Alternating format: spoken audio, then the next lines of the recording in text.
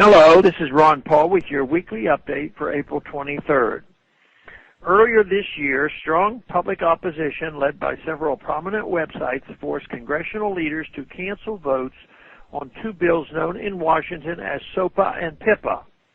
Both of these bills threaten search engines and websites with possible shutdowns if the Justice Department deemed them insufficiently cooperative with our phony war on terror, or if they were merely accused of copyright infringements.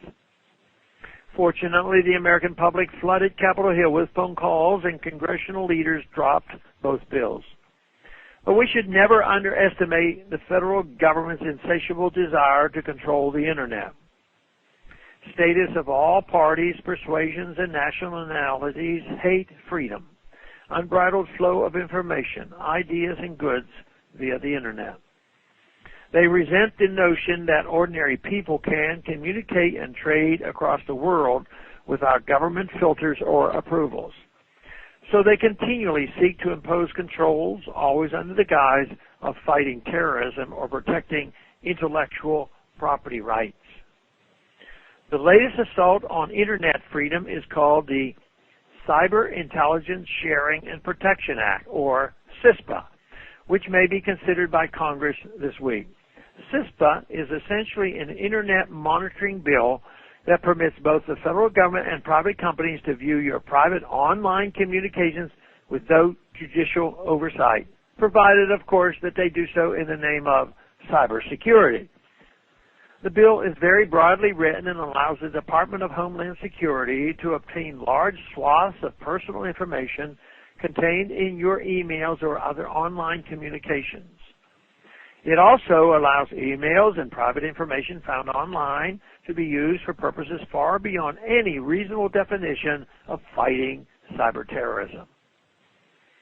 Cispa represents an alarming form of corporatism as it further intertwines governments with companies like Google and Facebook. It permits them to hand over your private communications to government officials without a warrant, circumventing the well-known established federal laws like the Wiretap Act and the Electronic Communications Privacy Act.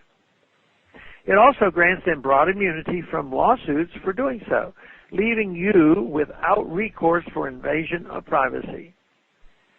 Simply put, Cispa encourages some of our most successful Internet companies to act as government spies, sowing distrust of social media and chilling communications in one segment of the world economy where Americans still lead.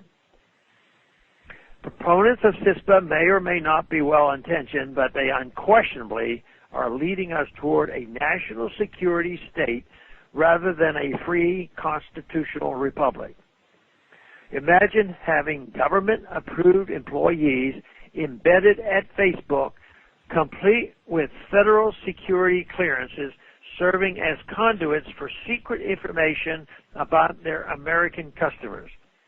If you believe in privacy and free markets, you should be deeply concerned about the proposed marriage of government intelligence gathering with private profit-seeking companies. Cispa is Big Brother writ large, cutting the resources of private industry to work for the nefarious purpose of spying on the American people. We can only hope the public responds to Cispa as it did to SOPA back in January.